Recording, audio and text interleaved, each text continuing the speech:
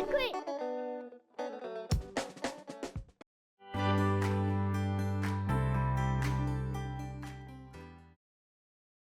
네. 안녕하세요. 저는 2025년 경기 유특 합격자입니다. 먼저 제가 합격 수기를 찍게 된 이유는 저의 공부 방법이 조금이라도 선생님들에게 도움이 될 수 있을 것 같아서 찍게 되었습니다. 먼저 저는 2024년에 초수를 보았는데요. 그때는 1차로 소수점에 합격을 해서 2차를 불안한 상태로 보고 최종 탈락을 하였고요. 올해는 1차에 컷 플러스 8점으로 합격을 하고 2차에는 컷 플러스 5점으로 최종 합격을 하게 되었습니다. 제가 들은 강의는 특학과 일반 유아는 다 동일했고요. 2차에 강의를 초수 때는 듣지 않고 개인 스터디와 자습을 하였고요. 최종에는 정조희 강사님의 노량진 현장 2차 강의를 듣게 되었습니다. 그리고 스터디는 초수에는 일주일에 한 번씩 3명끼리 대면 스터디를 하였고요. 합격하였을 때는 짝 스터디로 일주일에 한 번씩 대면하고 중후반에는 아예 각자 캠 스터디를 켜서 공부를 하였습니다. 제가 그리고 초수에 탈락한 이유를 분석하는 것이 떨어지고 나서 제일 첫 번째로 한 것입니다. 첫 번째로 초수에 탈락한 이유는 일반 유아 강의를 중요하게 다루지 않았습니다. 그래서 저는 재수 때 모든 강의를 완강하였습니다. 그리고 스톱워치 사용과 예쁜 필기 등 보여주기식 공부를 했다는 것인데요. 재수 때는 스톱워치를 사용하지 않고 필기에 집착하지 않는 공부를 하였습니다. 세 번째는 현장 강의를 듣고 집에 돌아오면 지쳐서 복습을 하지 않았습니다. 그리고 재수 때는 단 30분이라도 복습을 하는 습관을 들이려고 노력을 했습니다. 그리고 네 번째로는 '이 정도만 봐도 되겠지.' 하고 스스로 공부의 마지노선을 정했던 것인데요. 재수 때는 '아 이것 보지 않으면 불합격이다.'라는 마인드를 가지고 공부를 하였습니다. 그리고 마지막에는 휴대폰 사용량이 많았는데요. 그래서 재수 때는 일부러 휴대폰으로 캠 스터디를 켜서 최대한 쓰지 않도록 하였습니다. 그리고 저의 공부 스타일은 서브노트를 만들거나 사용하지 않았습니다. 서브노트를 만들 때 시간이 오래 걸리고 신경이 쓰이는 것이 많아서 쓰지 않고 대신 끈기책의 단권화를 계속하고 서진 교수님의 도식화를 사용하였습니다. 그리고 저는 큰 계획을 지키는 데 어려움이 있어서 2에서 4주 단위로 세부 계획을 세웠는데요. 이렇게 나와 있는 것처럼 2주 동안 계속 이렇게 추가로 계획을 세우면서 공부를 하였습니다. 그리고 아침에 잠이 많은 편이라서 늦은 시간인 10시부터 21시까지 공부를 했습니다. 그리고 강제적인 요소가 있어야 공부가 잘 되는 스타일이라 스스로 강제성 있는 과제를 선정해서 공부하였습니다. 그리고 혼자 두면 공부를 하지 않는 편이라서 짝 스터디원과 매일 캠 스터디를 켜고 서로를 지켜보며 공부를 하였습니다. 그리고 전 동기부여를 위해서 공부 명언을 하나 선정해서 제 방 벽에 붙여두었는데요. 여기 있는 것처럼 넘어지는 것은 나의 잘못이 아니지만 일어나지 않는 것은 나의 잘못이다. 이 문구를 초수 때부터 계속 벽에 붙여놓고 힘들 때마다 보면서 공부를 하게 되었습니다. 이거는 효과가 있으니까 여러분도 검색하셔서 명언을 하나씩 선정하시는 것도 좋은 방법인 것 같습니다. 그리고 다음으로는 제 공부 방법인데요. 이제 기출문제, 유특, 기출문제, 특학, 인류 이런 식으로 제가 쭉 설명을 해드리겠습니다. 기출문제는 10개년을 돌리게 되었습니다. 초수 때는 유특, 인류, 초특 문제를 모두 풀었지만 재수 때는 기출문제의 답을 외워서 풀게 되는 경향이 있어서 과감히 초특은 풀지 않고 유특과 인류 기출문제에만 집중해서 풀었습니다. 문제를 풀 때는 이 내용이 어느 챕터에서 출제되었는지를 먼저 파악을 했습니다. 이 문제가 자폐성 장애에서 출제되었는지 지적 장애에서 출제되었는지를 제일 먼저 파악하는 것이었습니다. 그리고 시간이 조금 오래 걸리더라도 무조건 스스로 답을 도출하려고 했습니다. 처음에는 제대로 된 답을 도출할 수 없을까 봐 걱정을 좀 많이 했는데요.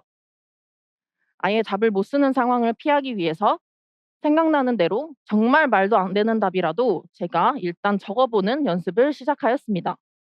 그러다 보니 점차 한 단어라도 맞출 수 있는 경우가 생겼고 하반기에는 점점 제가 쓴 답이 정답에 가까워지기 시작하였습니다. 정말 말도 안 되는 답이라도 일단 적어보는 습관이 정말 중요한 것 같은데요.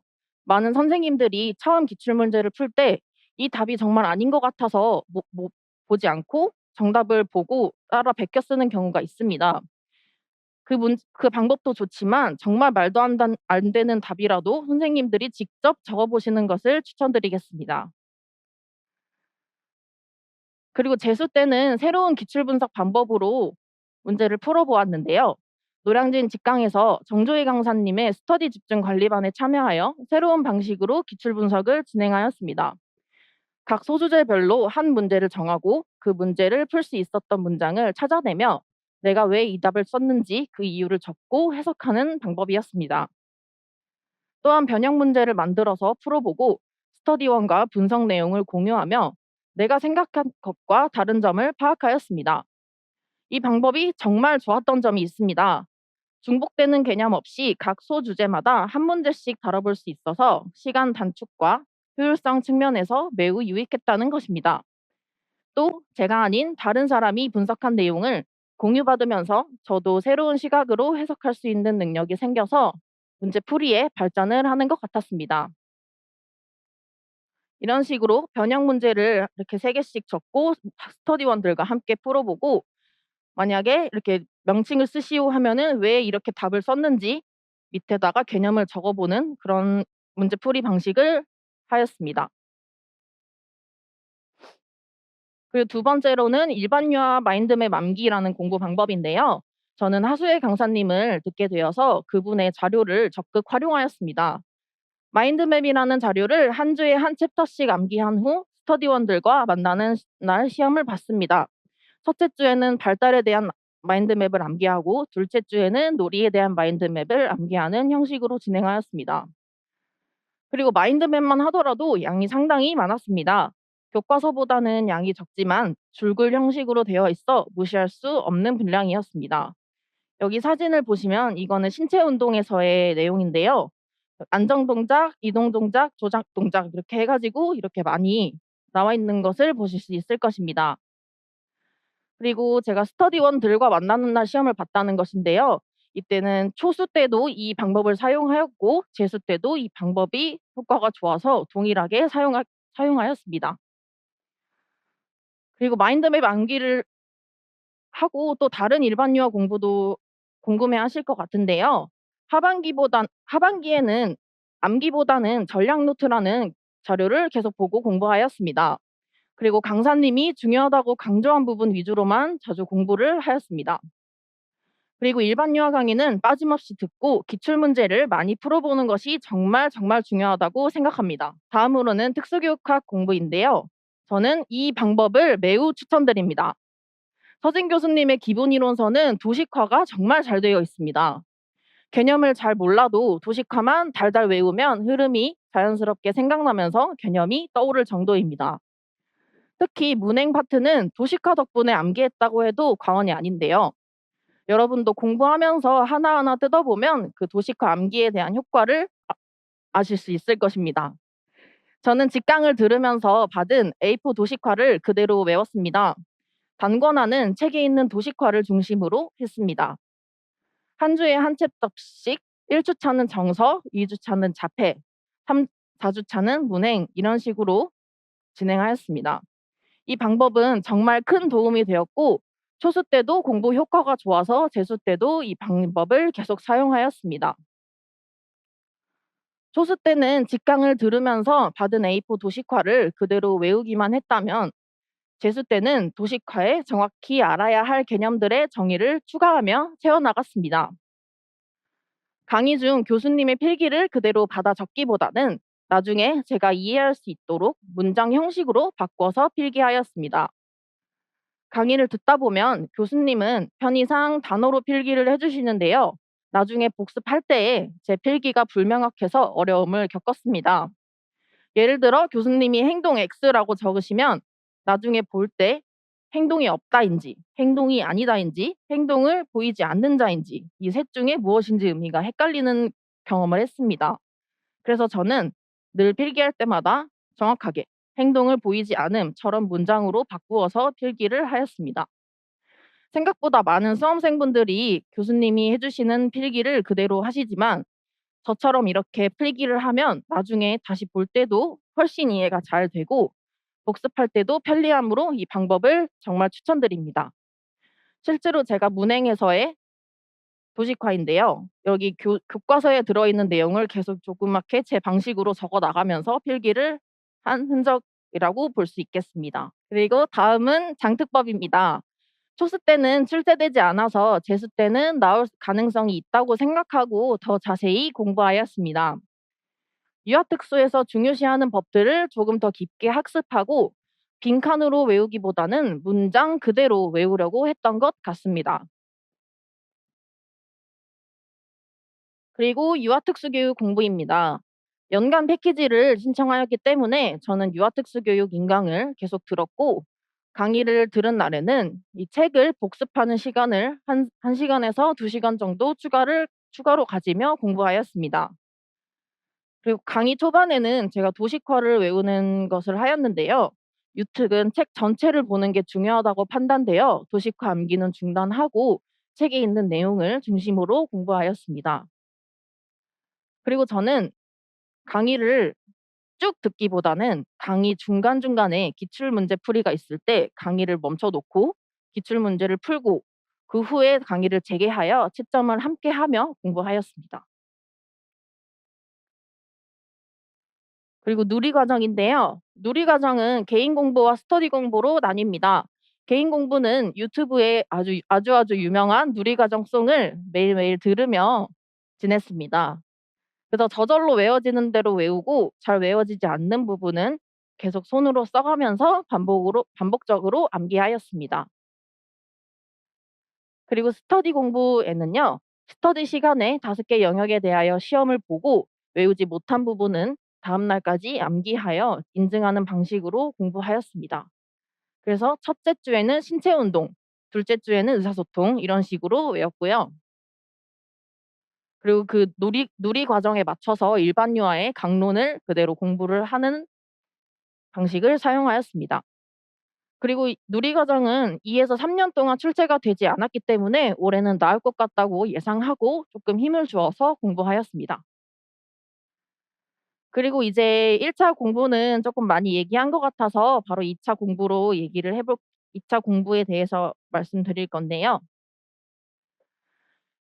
여러분 선생님들이 진짜 1차 공부도 어렵지만 2차 공부를 어떻게 해야 되는지 정말 막막해 하실 거라고 생각이 듭니다.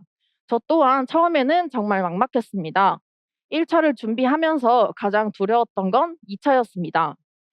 제가 말주변도 부족하고 기본기도 없는 것 같아서 1차만 통과하고 2차는 당연히 떨어지겠지라고 생각하였습니다. 또한 경기도는 자체 출제 지역이라서 경기도의 시책과 교육감 신년사 등 준비할 것들이 많아 걱정이 많았죠. 그러나 정조희 강사님의 강의를 들으면서 2차는 이렇게 준비해야 하는구나라는 깨달음을 얻으며 불안감이 많이 줄어들었습니다. 첫 번째로 심층 면접입니다. 끈기 2차 교재에 개념들을 익히면서 다양한 문제 유형이 있다는 것을 알게 되었고 강사님께서 알려주신 공부 방법으로 면접 연습을 진행하였습니다. 1차 합격이 발표된 후에는 실전 문제 100문항을 스터디원과 함께 랜덤으로 구상형, 즉답형으로 나누어서 연습해보는 시간을 가졌습니다. 특히 강사님이 알려주신 면접 답변 팁, 여기에 있는 주장, 근거, 사례 효과 이게 정말 중요하다고 느꼈고요. 이거 쉽게 생각하는 방법, 지문에서의 등장인물이 누구인지 찾기, 답변의 가짓수를 파악하기, 배타성을 확보하기 등 이러한 실질적인 조언 덕분에 부담이 크게 줄었고 점차 자신 있게 답변할 수 있었습니다. 제가 정조희 강사님의 수업을 들으며 제가 초수 때 왜 떨어졌는지 알 것 같다는 그런 깨달음을 얻게 되었습니다. 그리고 수업 실현입니다. 조건이 많은 문제는 흐름을 잡을 수 있어서 상대적으로 수월했지만 조건이 없이 상황만 주어지는 문제는 저에게 너무너무 어려웠습니다. 경기도에서는 에듀테크를 강조하여 다양한 기기 중 가장 자연스러운 흐름을 이끌어낼 수 있는 기기를 사용해서 수업을 구성하였습니다. 저는 놀이 전에 터치스크린으로 유아의 흥미를 유발하는 방식을 사용하였습니다. 그리고 실전 연습을 하기 전에는 사실 수업들이 꼭 필요한지 의문을 가지고 있었는데요. 연습을 거듭하다 보니 수업 틀이 정말 정말 중요하다는 것을 깨닫고 결국 뒤늦게 강사님께 조언을 얻어가며 수업 만능 틀을 만들어 활용하였습니다. 이거는 제가 실제로 사용하였던 수업 실현 만능 틀인데요. 이렇게 첫 번째로 놀이 구경을 가서 고정 멘트가 있었습니다. 꽃잎반 무엇 무엇을 가지고 재미있게 놀이하고 있네요. 선생님이 구경 갈게요. 라고 놀이를 시작하고 놀이 전에 상호작용으로 장애 특성별 조건을 언급하거나 이제 이야기 대장이라는 장치를 활용하여 장애 유아의 참여를 유도하는 등 이런 장치들을 사용하였습니다. 그리고 수업 만능 틀에는 수업 나눔 요소도 함께 적어 두었는데요. 경기도에서는 수업 나눔이 매우 중요하기 때문에 이렇게 지난 시간 상기, 꽃잎반 타임머신 사용하여 유아 호기심 자극, 주의 집중되어 참여도 증가, 그리고 놀이 공간 확장, 유아의 놀이를 유아 놀이를 주도성, 다양성, 창의성을 보장할 수 있다는 것. 이런 식으로 제가 수업 나눔에 나올 만한 것들을 다 적어두고 언제든 쓸 수 있도록 대비한 것 같습니다. 그리고 세 번째로는 수업 나눔인데요. 수업 나눔은 직답형 면접 문제처럼 평가실에서 보고 바로 대답해야 해서 더욱 어려웠습니다. 정조희 강사님께서 수업 실현은 모든 수험생들이 잘 하지만 고득점을 위해서는 수업 나눔에 훨씬 더 집중해야 한다고 조언해 주셔서 나눔에 집중할 수 있었습니다. 또한 2차 끈기 이론책 뒤에 실려 있는 수업 나눔 실전 연습 문제를 2차 시험 전날까지 반복하며 계속 연습하였습니다. 그리고 개별 피드백에 대하여 말씀드리고 싶은데요. 소수와 가장 큰 차이점은 바로 개별 피드백이었습니다. 저는 이 개별 피드백 덕분에 최종 합격을 할 수 있었다고 생각하고 있습니다. 저는 노량진에서 현장 강의를 수강했기 때문에 개별 피드백을 받을 수 있는 조건을 충족하였습니다. 면접에 첫 피드백을 받고 큰 충격을 받았고 그 후에 면접 만능 틀을 짜기 시작했습니다. 면접의 첫 피드백에서 저는 무슨 말을 하는지 모르겠다, 틀이 하나도 없다라는 피드백을 받고 정말 충격을 받아서 공부를 하기 시작했습니다. 그래서 중반 이후에는 제가 만드는 틀을 지키면서 자연스럽게 답변할 수 있게 되었습니다. 수업 실현 피드백에서는 정조희 강사님께서 몸을 아끼지 않고 직접 시범을 보여주셨고 덕분에 동선이나 제스처나 표정, 목소리 크기와 높낮이 등 모든 부분을 개선할 수 있었습니다. 정말 정조희 강사님께서 이건 이렇게 해보는 게 어떠신가요? 하면서 직접 시범을 보여주시기도 하고 이거는 이렇게보다는 다른 방법으로 하는 게 훨씬 심사위원의 이목을 이끌 수 있을 것 같아요. 라고 얘기해 주시는 등 정말 도움이 많이 되는 피드백이었습니다. 특히 변형 문제에서 사용된 수업 자료가 실제로 올해 경기도 유특 수업 실현에 출제되어서 실현을 구상하는 데 큰 도움이 되었습니다. 변형 문제에서 정조희 강사님이 풍선을 사용한 수업 실현 문제를 내주셨는데요. 실제로 시험장에서 풍선이 나와서 정말 정말 도움이 많이 되는 경험을 하였습니다. 정조희 강사님께서 저에게 "풍선은 통 튀는 거예요." 이렇게 하라고 말씀을 해 주셨고 실제로 저는 시험장에서 "와 우리 땡땡이 풍선이 통통 튀고 있네요." 라고 이렇게 얘기하면서 조금 더 역동적인 수업을 진행할 수 있었습니다. 그래서 제가 강조하고 싶은 거는 만약에 2차 시험의 준비 전에 2차 강의를 들어야 할지 말지 고민하고 계시는 분이 있다면 저는 무조건 들으라고 추천드리고 싶습니다. 저는 초소에는 자습과 스터디만 했었고 최종 합격 때는 노량진 2차 이론 강의를 들었는데 그 차이가 정말 컸습니다. 그 한 달을 효율적으로 활용하고 싶으시다면 정말 추천드립니다. 여러분 이 화면 정말 보고 싶으시지 않으신가요? 이 화면을 더욱 더 보시고 싶으실 겁니다. 여러분의 노력은 결코 헛되지 않을 겁니다. 한 걸음씩 자신을 믿고 가세요. 여러분은 할 수 있습니다. 그리고 제가 2차 강의를 다 마치고 여러분께 한번 해 드리고 싶은 말이 있어서 조금 적어 왔습니다. 사실 저는 처음에 합격자 특강을 볼 때마다 '아 나는 이렇게까지 못하는데 저 사람들은 어떻게 그렇게 잘하는 걸까? 저 사람들처럼 할 수 있을까?' 그런 고민이 끊임없이 들었습니다. 그런데 제가 이 자리에 서 있게 된 건 바로 그 제 자신을 넘어설 수 있었기 때문입니다. 부족한 점이 많고 때로는 스스로를 믿기 힘든 순간들도 많았지만 그럼에도 불구하고 이겨냈습니다. 여러분, 자신이 부족하다고 느낄 때 그게 바로 내가 성장할 기회라는 신호일 수 있습니다. 저는 정말로 부족했습니다. 그렇지만 그런 나 자신을 절대 포기하지 않았습니다.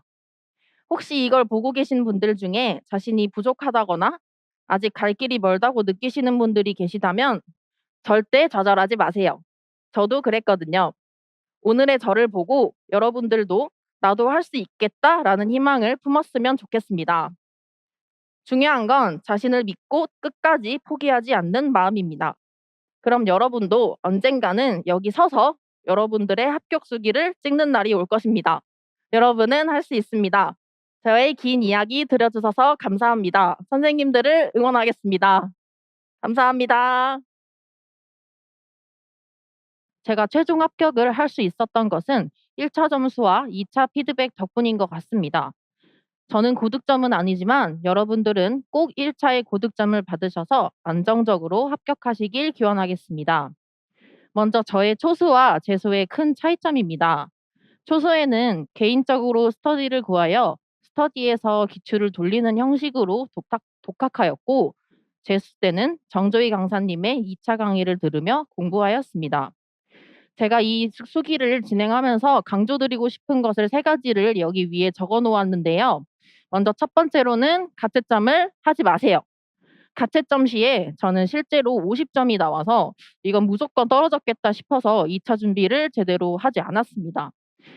그리고 정말 후회했습니다. 그리고 두 번째, 막능 틀을 꼭 만드세요.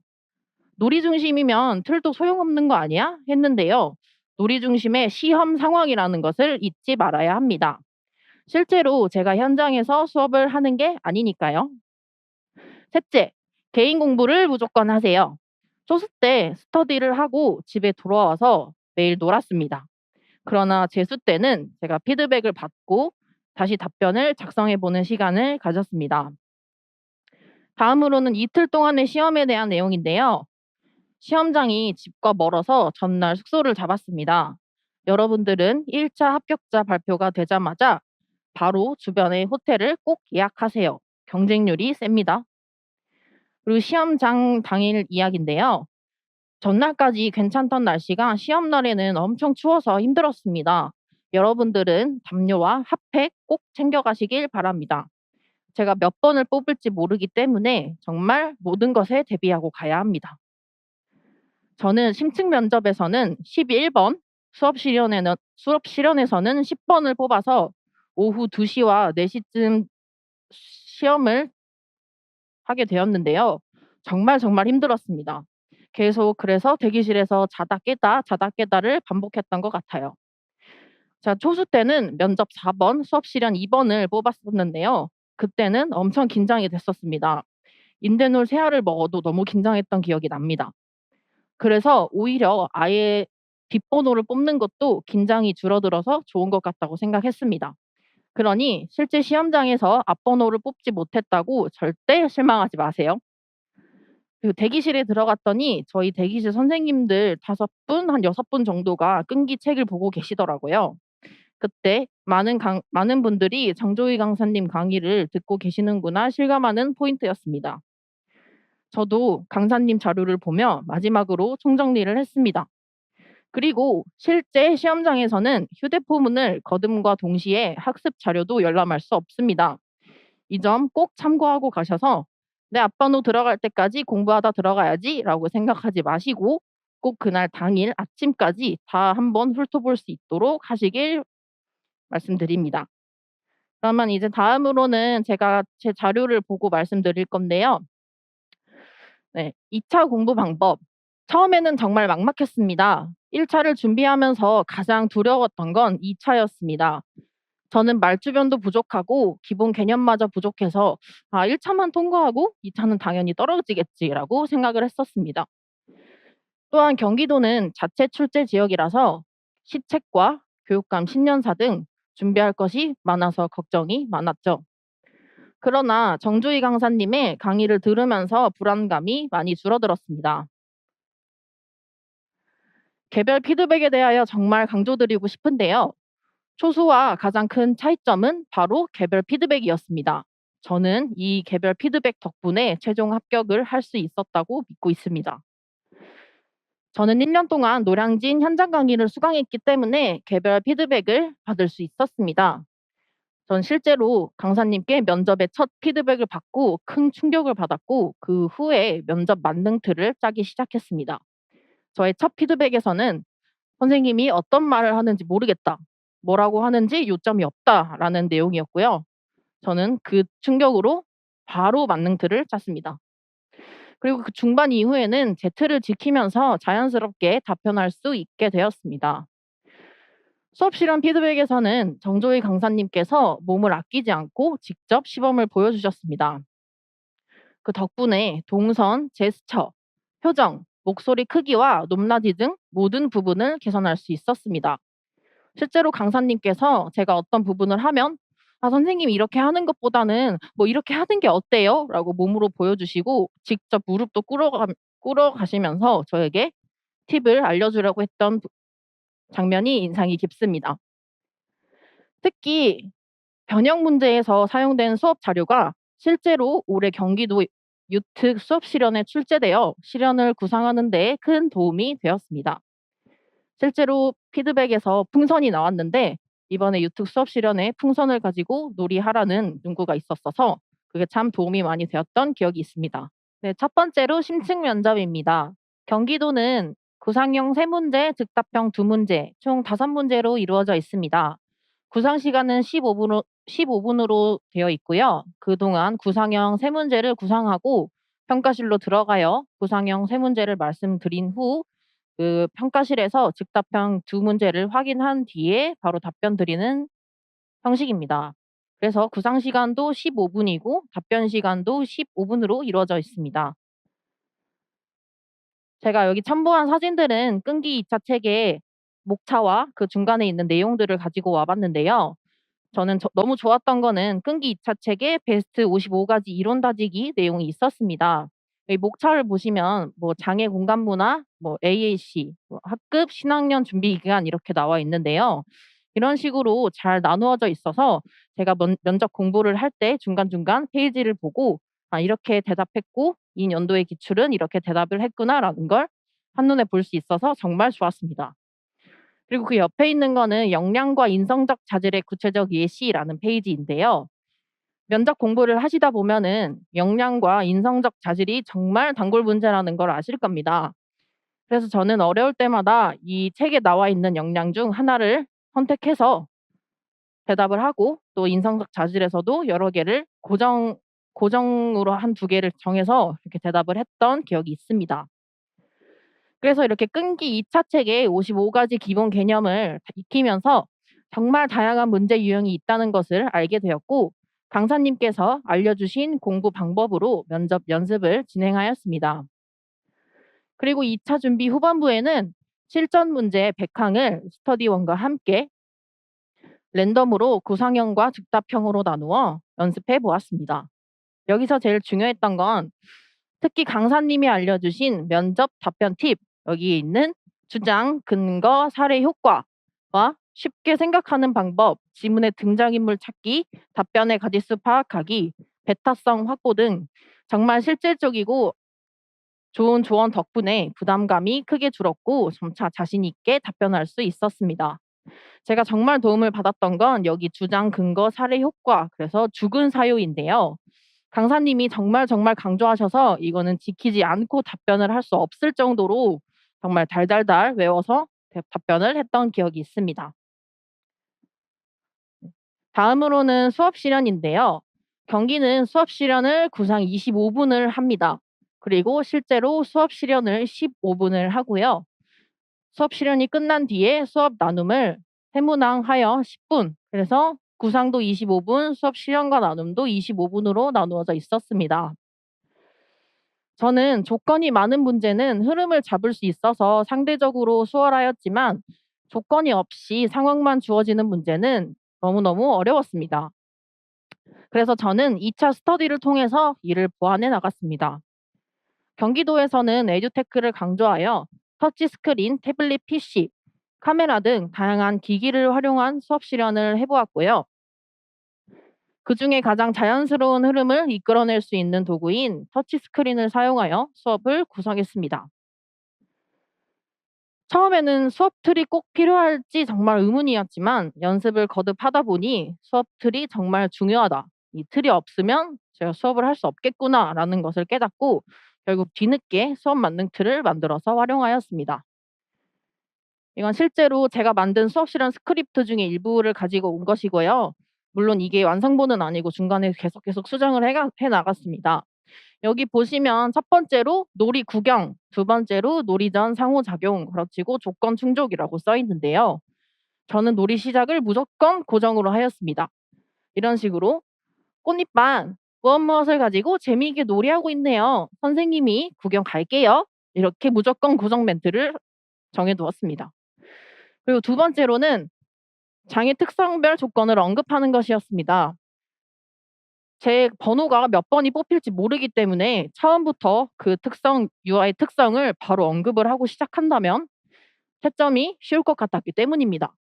만약에 땡땡이가 자폐 반향어를 가지고 있다면, 아, 우리 땡땡아 무엇 무엇이라고 했네요. 기분이 좋은가 봐요. 라고 이야기를 제일 먼저 해주었습니다. 그리고 여기 밑에 있는 거는 수업 나눔 요소인데요. 경기도는 수업 나눔이 제일 중요하기 때문에 수업 나눔에 대한 것을 제가 쭉 적어 보았습니다. 그래서 어떠한 문제가 나와도 제 수업 나눔의 요소를 골라서 쓸 수 있도록 하였습니다. 그래서 예시를 보면 놀이 공간 확장해서 저는 폴딩 도어를 사용하여서 UI 놀이 공간을 확장시켜 주었는데요. 만약에 UI 놀이 공간을 확장한 것의 장점이 무엇이냐 했을 때, UI 놀이를 주도성을 있게 할 수 있고 다양성이 있고 창의성을 보장하는 방법이라고 생각해 두고 잘 썼던 것 같습니다. 그래서 이렇게 수업 나눔 요소를 미리 구상하여 만능 답변이 될 수 있도록 하였습니다.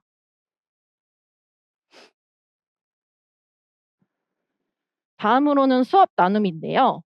수업 나눔은 즉답형 면접 문제처럼 평가실에서 보고 바로바로 대답을 해야 해서 더욱더 어려웠습니다. 정조희 강사님께서 수업 실현은 모든 수험생들이 잘하지만 고득점을 위해서는 수업 나눔에 더 집중해야 한다고 조언해 주셔서 나눔을 조금 더 신경 쓸 수 있었습니다. 또한 2차 끈기 이론 뒤에 실려 있는 수업 나눔 실전 연습 문제를 2차 시험 전날까지 반복하여 연습했습니다. 실제로 이거는 제가 뒤에 있던 연습 문제를 찢어가지고 실제로 당일날까지 들고 다녔던 종이인데요. 수업 나눔 성찰 실전 연습 문제라고 써 있어서 정말 모든 문제에 다 포함할 수 있을 정도로 유용한 문제이니, 여러분도 만약에 2차 책을 이렇게 구매하시게 된다면 이걸 뜯어서 실제 시험장까지 잘 가지고 가시면 좋을 것 같습니다. 그리고 제가 더 말씀드리고 싶은 건, 만약에 2차 시험 준비 전에 2차 강의를 들어야 할지 고민하고 계신 분이 있다면 저는 무조건 들으라고 말씀드리고 싶습니다. 초수에는 자습과 스터디만 했었고 최종 합격 때는 노량진 2차 이론 강의를 들었는데 그 차이가 정말 컸습니다. 한 달을 효율적으로 활용하고 싶으시다면 저는 정말 추천합니다. 그리고 조금 더 말씀드리고 싶은 거는요. 이번에 경기 2차 문제가 조금 많이 어려웠다고 이야기를 하시고 저도 어려웠다고 생각이 들었습니다. 그래서 만약에 2차 강의를 안 들었으면 점수가 엄청 많이 깎였을 것 같다는 생각을 했고요.